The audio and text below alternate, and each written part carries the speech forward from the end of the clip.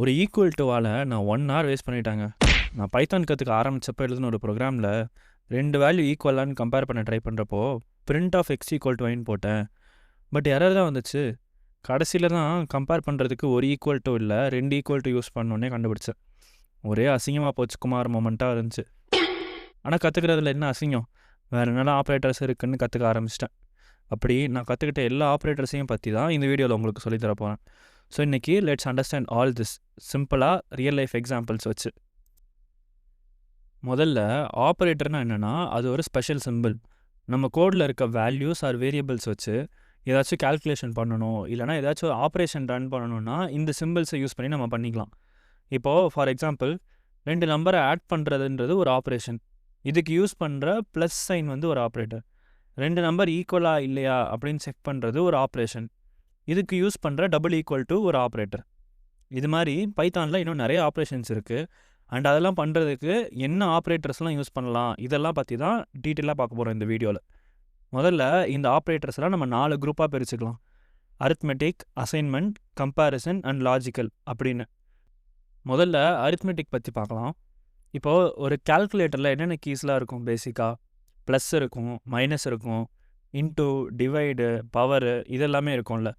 இதெல்லாம் தான் அரித்மெட்டிக்னா. அடிஷன், சப்ராக்ஷன், மல்டிப்ளிகேஷன், டிவிஷன்லாம். இப்போ பைத்தானில் இது எப்படி பண்ணுவோம்? 5 + 4 அப்படி போட்டால் 9 வருது அடிஷன். 6 - 1 போட்டால் 5 வருது சப்ராக்ஷன். 5 × 2 போட்டால் 10 வருது மல்டிப்ளிகேஷன். ஸோ இதெல்லாமே நம்ம சின்ன வயசுலேருந்தே நல்லாவே நமக்கு தெரிஞ்சது தான். இது போக வித்தியாசமான அரித்மெட்டிக் ஆப்ரேட்டர்ஸ் பைத்தானில் இருக்கிறதுனா டபுள் ஸ்லாஷும் பர்சன்டேஜும் தான். ஸோ இது கொஞ்சம் வித்தியாசமாக இருக்கும், நம்ம அதை பற்றி டீட்டெயிலாக பார்ப்போம்.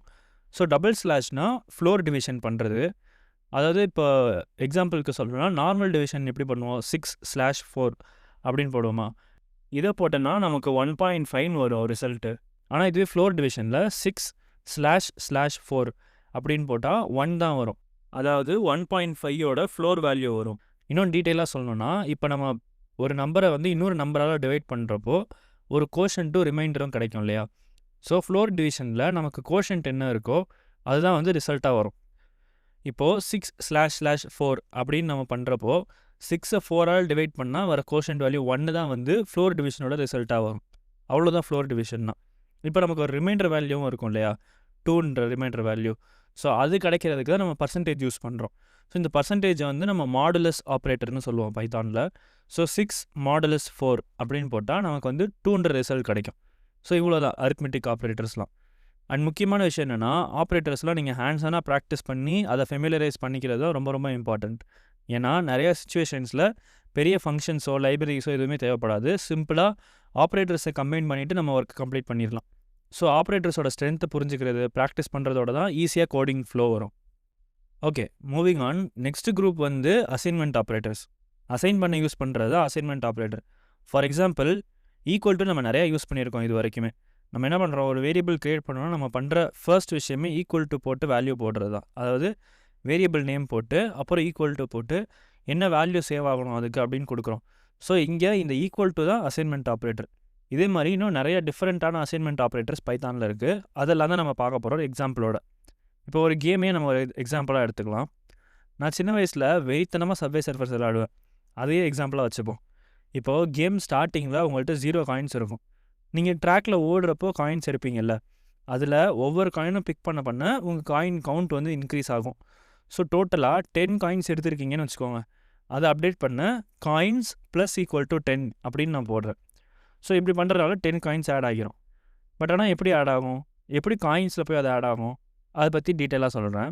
இப்போ இந்த எக்ஸ்பிரஷன் எப்படி எக்ஸ்பேண்ட் பண்ணலான்னா காயின்ஸ் += 10 அப்படின்றது நத்திங் பட் காயின்ஸ் = காயின்ஸ் +10.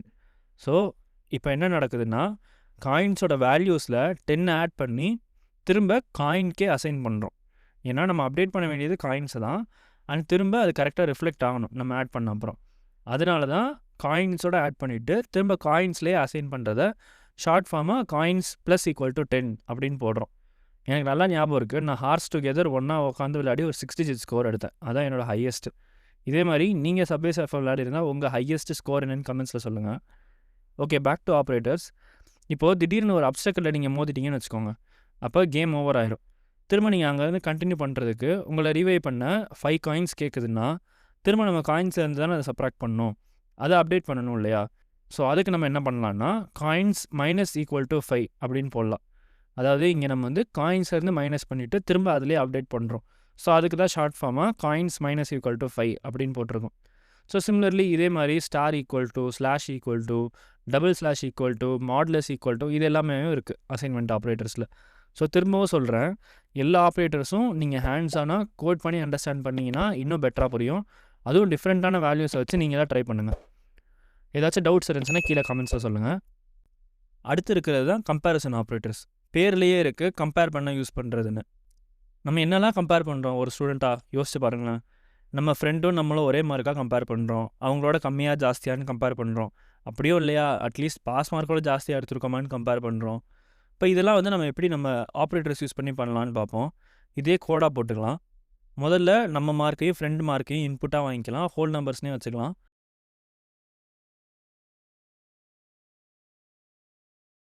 அதுக்கப்புறம் பாஸ் மார்க் வந்து 35, டோட்டல் மார்க்ஸ் 100, இதெல்லாம் டிஃபைன் பண்ணிக்கிறோம். இப்போ இதெல்லாம் கம்பேர் பண்ணணும் இல்லையா? ஸோ முதல்ல பாஸான்னு பார்க்கலாம். அதுக்கு நம்ம மார்க் வந்து எதர் 35க்கு ஈக்குவலாக இருக்கணும், இல்லை அதோட ஜாஸ்தியாக இருக்கணும். So greater than or equal to 35 இருக்கணும் நம்மளோட மார்க்கு. ஸோ இதை ரெப்ரசென்ட் பண்ணுறதுக்கு தான் பைத்தானில் என்ன ஆப்ரேட்டர் இருக்குன்னா greater than equal to operator இருக்குது. ஸோ இந்த சிம்பிள் தான் வந்து கிரேட்டர் தேன் அப்படின்றது. அதுக்கடுத்து இருக்கிறது ஈக்குவல் டு, நமக்கு தெரிஞ்சது தான். So my marks greater than equal to pass marks அப்படின்னு போடுறோன்னா என் மார்க் வந்து பாஸ் மார்க்கு ஈக்குவலாக இருக்கணும், இல்லைனா அதோட ஜாஸ்தியாக இருக்கணும் அப்படின்னு சொல்கிறோம். ஸோ இதுதான் greater than equal to operator. அடுத்து ஃபுல் மார்க் எடுத்துருக்கோமான்னு பார்க்கலாம். ஸோ நம்ம முன்னாடியே பார்த்தோம் 2 வேல்யூ ஈக்குவலான்னு கம்பேர் பண்ணுறதுக்கு 2 ஈக்குவல் டு போடணும் அப்படின்னு. So print my marks equal to total marks அப்படின்னு போடுறோம். இது கண்டிப்பாக ஃபால்ஸ் தான் வரும், தெரிஞ்சது தான்.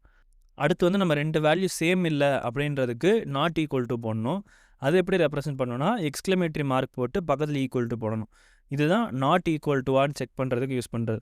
So print of my marks not equal to total marks அப்படின்னு போட்டுக்கலாம். ஸோ இது கண்டிப்பாக ட்ரூ தான் வரும், தெரிஞ்சது தான். ஸோ அடுத்து வந்து நம்ம ஃப்ரெண்டு மார்க்கோட ஜாஸ்தியாக இல்லையான்னு பார்ப்போம்.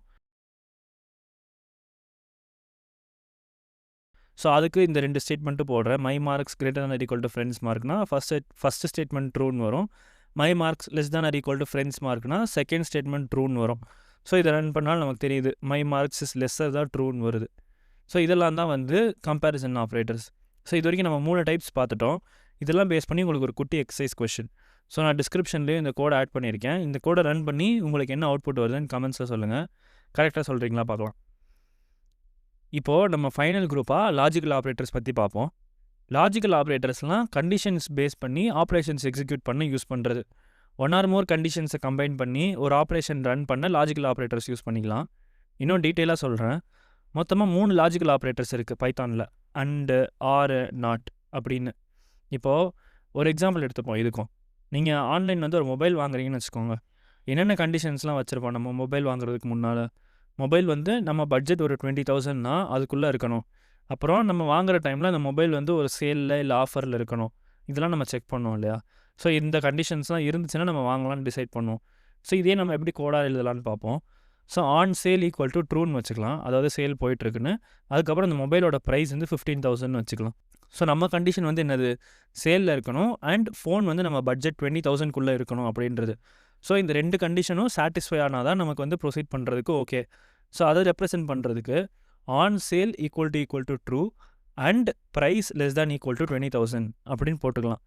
ஸோ இங்கே என்ன கண்டிஷன் வச்சுருக்கோன்னா சேலில் இருக்கணும், அதுதான் சேலில் இருக்கா, அது ட்ரூவா அப்படின்னு செக் பண்ணுறோம். அண்ட் மொபைலோட ப்ரைஸ் வந்து 20,000க்கு கீழே இருக்கணும். ஸோ அதுக்கு less than or equal to போட்டிருக்கோம். ஸோ இங்கே 2 கண்டிஷன்ஸை கம்பைன் பண்ணியிருக்கோம் அண்ட் 2ம் சாட்டிஸ்ஃபை ஆனால் தான் நமக்கு ஓகே. அதுக்கு தான் அண்ட் ஆப்ரேட்டர் யூஸ் பண்ணியிருக்கோம். அப்போது ஆன் சேல் ஈக்குவல் டு ட்ரூன்றதுக்கும் ட்ரூன்னு வரணும். Price less than or equal to 20,000 அப்படின்றதுக்கும் ட்ரூ வரணும். ட்ரூ அண்ட் ட்ரூ இருந்தால் தான் நமக்கு ரிசல்ட் வந்து ட்ரூன்னு வரும். ஏதாச்சும் ஒன்று ஃபால்ஸாக இருந்தாலும் அது ஃபால்ஸ் ஆயிரும். ஸோ இதுதான் வந்து அண்ட் ஆப்ரேட்டரோட நேச்சர். ஸோ இங்கே பார்த்தீங்கன்னா 2 கண்டிஷன்ஸை கம்பைன் பண்ணி அதை பேஸ் பண்ணி ஆப்ரேஷன் ரன் பண்ண யூஸ் பண்ணுறது தான் லாஜிக்கல் ஆப்ரேட்டர்னு பார்த்தோம் இல்லையா? அதே தான் இங்கேயும் பண்ணுறோம்.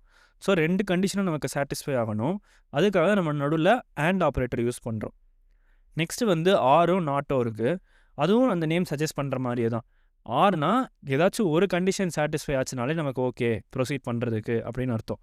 இப்போ ஃபார் எக்ஸாம்பிள் நம்ம மொபைல் வாங்குறப்ப ஏதோ ஒரு கூப்பன் கோடு இருக்குது நம்மள்ட்ட. அப்படி இல்லையா அட்லீஸ்ட் ஃப்ரீ டெலிவரியாச்சும் இருக்குது. ரெண்டுத்தில் ஏதாச்சும் ஒன்று இருந்தாலும் ஓகே ப்ரொசீட் பண்ணலாம் அப்படின்னு கண்டிஷன் வச்சுக்கோங்க. அப்போது அதை செக் பண்ணுறதுக்கு has coupon equal to true, அதாவது கூப்பன் இருக்கணும், ஆர் இல்லைனா free delivery equal to true, delivery வந்து ஃப்ரீயாக இருக்கணும். ஸோ ரெண்டுத்தில் ஏதாச்சும் ஒரு கண்டிஷனாச்சும் சாட்டிஸ்ஃபை ஆகணும் நமக்கு. ஸோ அதுக்கு தான் வந்து நம்ம ஆர் போடுறோம். ஸோ இப்போ ஹேஸ் கூப்பன் ஈக்குவல் டு ட்ரூன்றது வந்து ஃபால்ஸ் தான் வரும், ஏன்னா கூப்பன் இல்லை ஃபால்ஸ்னு அங்கே இருக்குது. அடுத்து வந்து ஃப்ரீ டெலிவரி ஈக்குவல் டு ட்ரூன் வந்து ட்ரூன் வந்துடும், ஏன்னா ஆல்ரெடி நம்ம டெலிவரி வந்து ஃப்ரீ தான் அப்படின்னு நம்ம டிஃபைன் பண்ணியிருக்கோம் இல்லையா. ஸோ ஃபால்ஸ் ஆர் ட்ரூ அப்படின்றப்ப ஏதாச்சும் ஒன்று ட்ரூவாக இருந்தாலே நமக்கு வந்து ரிசல்ட் ட்ரூன்னு வந்துடும்.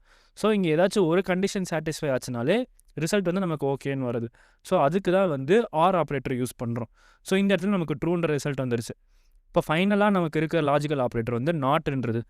இப்போ ஒரு எக்ஸாம்பிள் எடுத்துக்கலாம். நம்ம மொபைல் வாங்குறப்ப என்ன முக்கியமாக செக் பண்ணுவோம், ரேட்டிங்ஸ் தான்.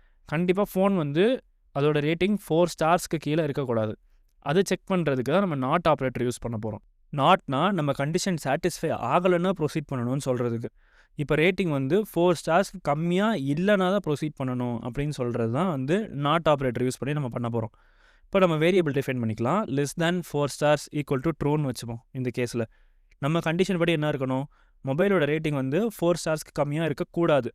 அப்போது லெஸ் தேன் 4 ஸ்டார்ஸ் வந்து ட்ரூவாக இருக்கக்கூடாது. அப்போ அதை செக் பண்ணுறதுக்கு print not of less than 4 stars equal to true இப்படின்னு கண்டிஷன் எழுதுகிறோம். அதாவது not less than 4 stars equal to true அப்படின்றது வந்து வாசிச்சாலே நமக்கு வந்து புரியுது, அது வந்து ட்ரூவாக இருக்கக்கூடாது அப்படின்னு சொல்கிறோன்னு. ஸோ இதுதான் நாட் ஆப்ரேட்டரோட ஃபங்க்ஷனாலிட்டி. நம்ம டிஃபைன் பண்ணியிருக்கபடி வந்து 4 ஸ்டார்ஸ் லெஸ் தேன் 4 ஸ்டார்ஸ் வந்து ட்ரூன்னு தான் இருக்குது. ஸோ நம்ம நாட் போடுறப்போ அது வந்து ரிசல்ட் ஃபால்ஸாக வரும், ஏன்னா அது வந்து அந்த கண்டிஷன் சாட்டிஸ்ஃபை ஆகிரும், பட் நமக்கு வந்து ஆகக்கூடாது. ஸோ அந்த கண்டிஷன் சாட்டிஸ்ஃபை ஆகானா தான் ப்ரொசீட் பண்ணுன்றது தான் நாட் ஆப்ரேட்டர். ஸோ இந்த இடத்துல வந்து நமக்கு வந்து அந்த கண்டிஷன் சாட்டிஸ்ஃபை ஆகிறனால நமக்கு ரிசல்ட் வந்து ஃபால்ஸ்னு வருது. இப்போ இந்த 3 தான் வந்து லாஜிக்கல் ஆப்ரேட்டர்ஸ் நம்ம பைத்தானில் இருக்கிறது. அண்ட் பார்த்தீங்கன்னா இந்த 3 ஆப்ரேட்டருமே ரொம்ப ஸ்ட்ரெயிட் ஃபார்வர்டாக இருக்கு இல்லையா. வாசிச்சாலே உங்களுக்கு வந்து புரியுது அந்த கண்டிஷன் வந்து நம்ம எதுக்கு அப்ளை பண்ண ட்ரை பண்ணுறோம் அப்படின்னு. பைத்தானில் ரீடபிலிட்டிக்கு இம்பார்ட்டன்ஸ் கொடுத்துருக்காங்கன்னு சொன்னேன் இல்லையா. இங்கே இருக்க அண்ட் ஆர் நாட் ஆப்ரேட்டர்ஸ் இது எல்லாமே பிளெயின் இங்கிலீஷ் கீவேர்ட்ஸ் தான். மற்ற லாங்குவேஜ் யூஸ் பண்ணி தான் உங்களுக்கு தெரியும், நீங்கள் வந்து அங்கே ஆம்பர்சன்ட் இல்லைனா பைப் சிம்பிள் யூஸ் பண்ணி தான் லாஜிக்கல் ஆப்ரேஷன்ஸ் பண்ணுவீங்க. அண்ட் சில இதில் வந்து டபுள் ஆம்பர்சன்ட் போடணுமா இல்லை ஒரு ஆம்பர்சன்ட் போடணுமான்ற கன்ஃபியூஷன்லாம் வரலாம். பட் பைத்தானில் எப்போயுமே அது வந்து அண்ட் ஆர் நாட் தான். ஸோ இதனால் உங்கள் கோட் வந்து ரீட் பண்ணுறது ரொம்பவே ஈஸி பைத்தானில். அண்ட் உங்கள் கோட் ரொம்ப ரீடபிளாக இருக்கனால அதை அண்டர்ஸ்டாண்ட் பண்ணிக்கிறது ரொம்ப ஈஸி. ஸோ இது கூடவே இங்கே வேரியபிள் நேம்ஸும் அதுக்கேற்ற மாதிரி கொடுத்துருக்கேன், மீனிங்ஃபுல்லாக நம்ம கான்டெக்ட்ஸ்க்கு ரிலேட்டடாக கொடுத்துருக்கேன். நீங்களும் கண்டிப்பாக இதை ஃபாலோ பண்ணுங்கள். மீனிங்ஃபுல்லாக வேரியபிள் நேம்ஸ் கொடுங்க, சும்மா XY அப்படின்னு போடாமல் அங்கே அந்த வேரியபிள் என்ன வேல்யூ ஹோல்ட் பண்ணுதோ, என்ன கான்டெக்ஸ்ட்டில் நீங்கள் யூஸ் பண்ணுறீங்களோ இதுக்கெல்லாம் ரிலேட் ஆகிற மாதிரி உங்களுக்கு ஈஸியாக அண்டர்ஸ்டாண்ட் ஆகிற மாதிரி நேம் செட் பண்ணுங்கள். ஸோ அப்போ தான் உங்கள் கோட் ரொம்ப ஈஸியாக இருக்கும் வாசிக்கிறதுக்கு, என்ன பண்ணுறீங்க அப்படின்றது உங்களுக்கு புரியும். அண்ட் லாங் டேர்மில் கண்டிப்பாக உங்களுக்கு ரொம்ப பெனிஃபிட்டாக இருக்கும் அது. ஸோ இன்றைக்கி பார்த்த 4 டைப் ஆஃப் ஆப்ரேட்டர்ஸும் நீங்கள் கோட் பண்ணி கண்டிஷன்ஸ் எழுதி ரன் பண்ணி பாருங்கள். அப்போ தான் you can go to the next level. ஏதாச்சும் டவுட்ஸ் இருந்தால் கமெண்ட்ஸில் சொல்லுங்கள், கண்டிப்பாக ஹெல்ப் பண்ணுறேன். வேறு இஷ்யூஸ் இருந்தாலும் சொல்லுங்கள். அண்ட் இந்த மாதிரி ஈஸியாக ப்ரோக்ராமிங் அண்டர்ஸ்டாண்ட் பண்ணிக்க என் சேனலை மறக்காமல் சப்ஸ்கிரைப் பண்ணிக்கோங்க. வீடியோ பிடிச்சிருந்தா லைக் பண்ணி மற்ற பைத்தான் கற்றுக்கிற ஃப்ரெண்ட்ஸ்க்கு ஷேர் பண்ணுங்கள். நெக்ஸ்ட் வீடியோவில் I will meet you with conditional statements. See you.